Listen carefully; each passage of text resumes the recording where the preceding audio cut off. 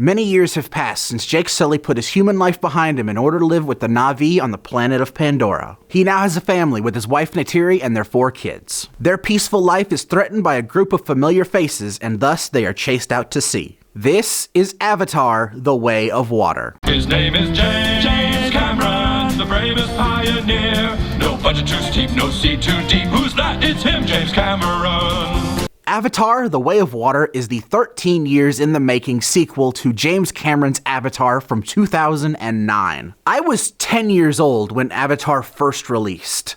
And to be fair, to a 10-year-old, that film was quite the experience. The film blew my damn mind visually, even if some scenes in the movie may have been a bit too much for a 10-year-old. I'm specifically talking about the hair sex.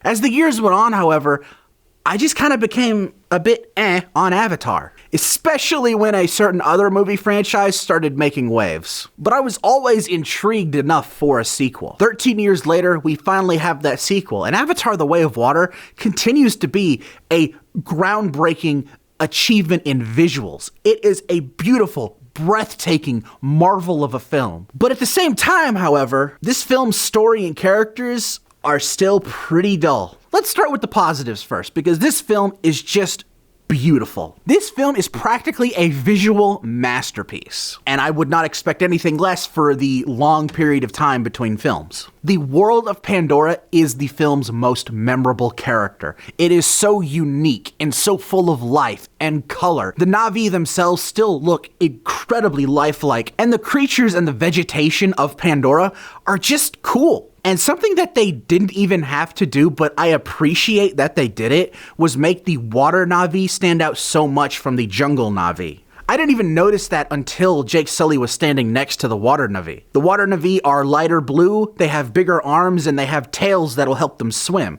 That makes perfect sense, and I really like that. It helps them stand out. And not to mention that I saw this film in 3D, and I don't really see films in 3D anymore, but this was definitely a worthwhile watch in 3D. Honestly, the only thing wrong with the film I find on a technical level was whenever it decided to just jump to a higher frame rate randomly. These scenes were extremely jarring and took me out of the movie a bit. It kind of looked more like a video game than anything. But for as beautiful and as breathtaking as this film is, at its core, it's dull as a rock. Sam Worthington returns to play Jake Sully, and I definitely think he's fine. I think Jake Sully's a more likable character than he was in the previous film. And of course, Zoe Saldana is great as usual.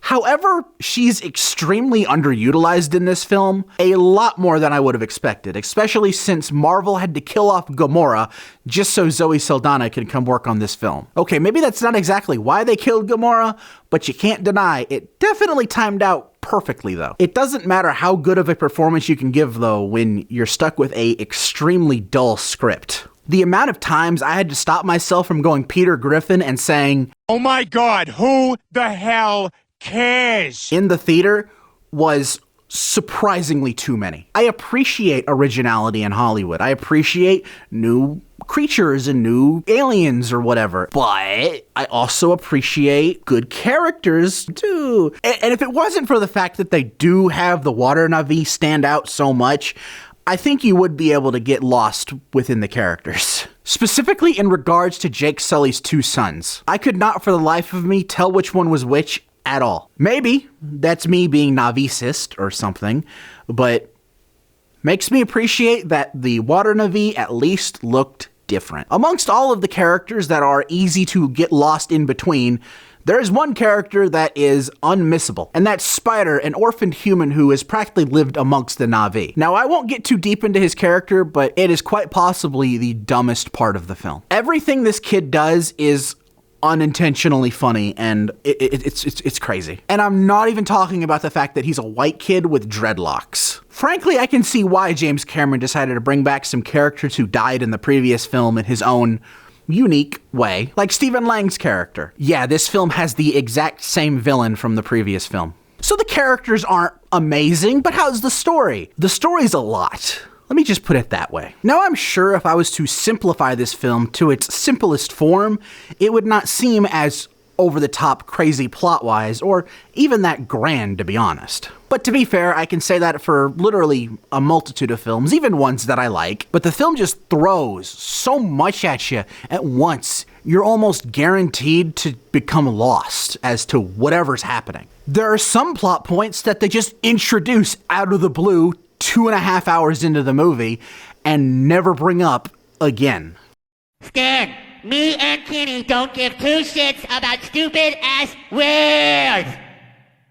The film tries to introduce a new unobtainium, still stellar name. It is forgotten just as quickly as it's introduced. It's kind of hilarious. For a movie which story is surprisingly as dull as it is, should not have a climax that is as surprisingly entertaining as it is. Let me put it this way in the best non-spoiler way I can. You ever want to see James Cameron direct an episode of Deadliest Catch, only for him to go back into Titanic? How many times are we going to let James Cameron go through as many dangerous water stunts as he wants before we all collectively tell him to stop?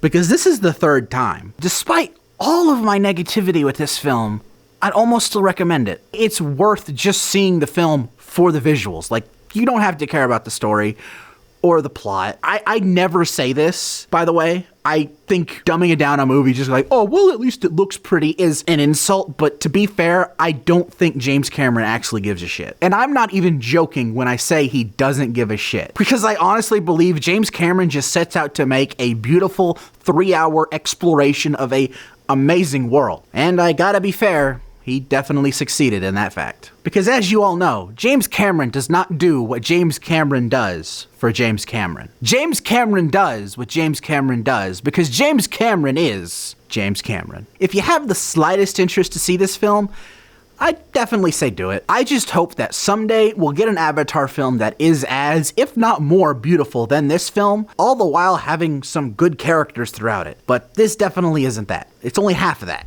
Thank you all so much for watching this review. And if you enjoyed it, please consider hitting that like button. And if you want to see more, hit that subscribe button and ring that bell to be notified when my next review drops.